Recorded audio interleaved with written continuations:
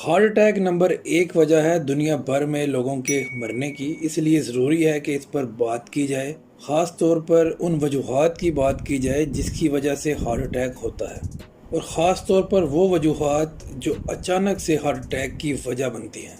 Heart attack दो तरह का होता है, एक वो जिसमें आपकी बॉडी आपका साथ देती है जिसे कंपनसेटेड हार्ट अटैक कहा जाता है, और दूसरा वो जिसमें आपकी बॉडी आपका साथ नहीं देती जिसे डीकम्पनसेटेड हार्ट अटैक कहा जाता है। पहले केस में जब आपका हार्ट वीक हो जाता है तो वो सही से आपकी बॉडी में खून की सप्लाई नहीं कर पाता, और खून में ऑक्सीजन होती है। जब आपकी बॉडी को ऑक्सीजन नहीं मिलती तो दिल खून के बहाव को, अपनी पंपिंग एक्टिविटी को ज़्यादा कर देता है ताकि ज़्यादा से ज़्यादा खून मिले, ज़्यादा से ज़्यादा ऑक्सीजन मिले। मतलब आपका दिल इसे कंपनसेट करने की कोशिश करता है, इसलिए इसे कंपनसेटेड हार्ट अटैक कहते हैं।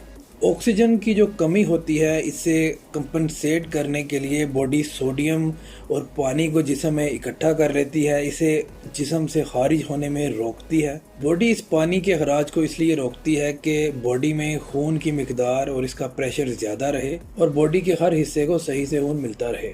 इस तरह के हार्ट अटैक में कोई अलामत नहीं दिखती। इस तरह का हार्ट अटैक बहुत खामोशी से होता है। अलामात ज़ाहिर ना होने की वजह यह है कि आपकी बॉडी आपके कमज़ोर हार्ट का साथ दे रही होती है, और आपकी बॉडी उस वक्त तक इसका साथ देती है जब तक कि आपका हार्ट मुकम्मल तौर पर फेल नहीं हो जाता। इस तरह के हार्ट अटैक में आपका सिर्फ पल्स प्रेशर और हार्ट रेट बढ़ा होता है। यह हम बात करेंगे मेडिकेशंस की। जब लोगों का ब्लड प्रेशर और उनका हार्ट रेट ज़्यादा होता है तो वो मेडिसिन लेना शुरू कर देते हैं, और यही मेडिसिन आपके दिल की कमज़ोरी की अलामात पे पर्दा डाल देती है। मेडिसिन लेते ही लोगों का ब्लड प्रेशर, उनका हार्ट रेट नॉर्मल हो जाता है, उनकी बॉडी नॉर्मल फंक्शन करना शुरू हो जाती है। लोगों को लगता है कि अब उनकी बॉडी नॉर्मल हो गई है, वो सेहतमंद हो गए हैं, लेकिन असल में ऐसा नहीं होता। देखें, ब्लड प्रेशर वाली मेडिसिन आपके हार्ट अटैक के लिए कुछ नहीं करती, वो सिर्फ आपके ब्लड प्रेशर को कम करती हैं, आपके हार्ट को रिलैक्स करती हैं। असल में आपका हार्ट मज़ीद वीक होता चला जाता है क्योंकि आपने अपने असल मसले पे पर्दा डाल दिया होता है, और फिर एक वक्त ऐसा आता है कि हार्ट अटैक की मज़ीद अलामात सामने आती हैं और उस वक्त तक बहुत देर हो चुकी होती है। अब यहाँ बात आती है डीकम्पनसेटेड हार्ट फेलियर की। इस तरह के हार्ट फेलियर में आपकी बॉडी आपका साथ नहीं देती। इसकी अलामात में हाई ब्लड प्रेशर के साथ साथ टांगे और पाँव सूज जाती हैं, सर भारी होने लगता है, सांस मुश्किल से आता है, थकावट रहती है, सीने में दर्द होना शुरू हो जाता है। कुछ अलामात हैं जो लोग जानते हैं और कुछ नहीं जानते। पिटिंग एडिमा, जिसमें पाँव पर सोजिश आ जाती है और उंगली के दबाने से वहाँ पर गड्ढा बन जाता है। ये इस वजह से होता है कि दिल कमज़ोर हो चुका है, खून सही से पंप नहीं कर पा रहा। इसके अलावा इस सोजिश की और भी वजूहात हो सकती हैं, जिसमें जिगर का ख़राब हो जाना और गुर्दों का सही से काम ना करना शामिल है। लेकिन हार्ट फेलियर भी पिटिंग एडिमा की एक वजह है। सांस का फूल जाना, स्पेशली कोई फिजिकल एक्टिविटी के बाद, सीने में दर्द होना, बाएं बाजू में दर्द होना, ये सब निशानियां हैं हार्ट अटैक की, हार्ट फेलियर की। ये सब वो अलामात हैं जिसके बारे में लोग जानते हैं, अवेयर हैं, लेकिन अब हम बात करेंगे उन अलामात की जिसके बारे में लोग नहीं जानते। खांसी वजह हो सकती है कंजेस्टिव हार्ट फेलियर की, जिसमें खून दिल से गुजरे बगैर जिस्म के बाकी हिस्सों में जा रहा होता है। इसमें आपके फेफड़े यानी लंग्स भी शामिल होते हैं और ये खांसी की वजह बनते हैं। अगले नंबर पे है डिमेंशिया, मेमोरी लॉस, जिसमें आप चीज़ों को भूलने लगेंगे।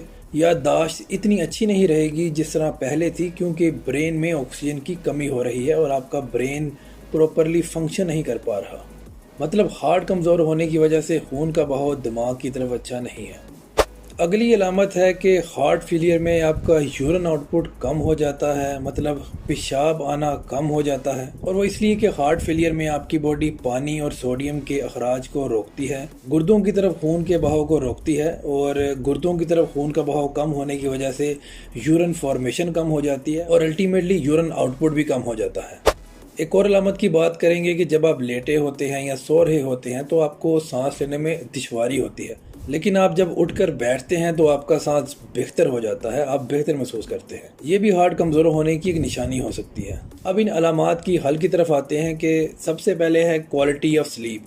अगर आप रात को नहीं सो पा रहे तो दोपहर को लाजमी सोएं, क्योंकि अगर आपकी नींद पूरी नहीं होगी तो ये आपकी दिल की सेहत के लिए भी अच्छा नहीं होगा, और अगर आपकी नींद पूरी होगी तो आपका हार्ट भी सही रहेगा, और अगर आप सही से नींद नहीं ले पा रहे तो आपका हार्ट भी फेलियर के रिस्क पर होगा। हार्ट फेलियर के चांस ज़्यादा हो जाएंगे। तो वो लोग जो अपने कामकाज की वजह से रात को सो नहीं पाते, उनके लिए बेहतर है कि वो दोपहर की नींद लें, क्योंकि जितनी आपकी नींद का मयार बेहतर होगा, क्वालिटी ऑफ स्लीप बेहतर होगी, उतना आपके लिए, आपकी सेहत के लिए भी बेहतर होगा।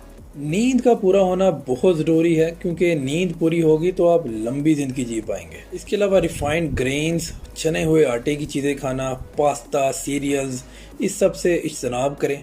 रिफाइंड ग्रेन्स, छने हुए आटे से दूर रहें। पास्ता, सीरियल, ब्रेड, इससे इज्तनाब करें। होल ग्रेन आटे का इस्तेमाल करें कि इसमें विटामिन्स होते हैं, स्पेशली विटामिन ई। ये आपकी बॉडी में विटामिन्स की कमी को पूरा करता है और आपकी बॉडी को सेहतमंद रखता है। इन सब चीज़ों का इस्तेमाल, चीनी का इस्तेमाल आपके जिस्म में सोजिश की वजह बनता है, इन्फ्लेमेशन की वजह बनता है, आपकी बॉडी में ऑक्सीडेशन की वजह बनता है, विटामिन ई की कमी का बायस बनता है और आपकी सेहत ख़राब करता है। विटामिन ई मसल्स के लिए बहुत कारआमद है, स्पेशली दिल के मसल्स के लिए, दिल को मजबूत करता है। और स्टडीज़ में देखा गया कि जिन पेशेंट्स को विटामिन ई दिया गया उनके मसल स्ट्रेंथ में 50% तक इजाफा हुआ। अब यहाँ बात करेंगे विटामिन के की। ये विटामिन रिसेंटली दरियाफ्त हुआ है और ये विटामिन D3 के साथ मिलकर काम करता है। इसका काम है कैल्शियम को अपनी जगह पे रखना, खून की नालियों में ना आने देना, कैल्शियम को हड्डियों तक महदूद रखना। विटामिन के फैट्स में पाया जाता है और अब यहाँ सवाल ये आता है कि फैट्स का इस्तेमाल हमारी बॉडी के लिए अच्छा नहीं है, वो हमारे जिस्म में कोलेस्ट्रॉल को बढ़ाता है। इसलिए मैं आगे चलकर कोलेस्ट्रॉल पर भी एक वीडियो बनाऊंगा कि कोलेस्ट्रॉल का इस्तेमाल बुरा नहीं है जितना हमें बताया गया है। असल कल्प्रिट चीनी है और चीनी के नुकसानात को अक्सर फैट्स पर डाल दिया जाता है, कोलेस्ट्रॉल पर डाल दिया जाता है। लास्ट पॉइंट के आप हाई कार्ब डाइट को छोड़कर लो कार्ब डाइट पर आ जाएं।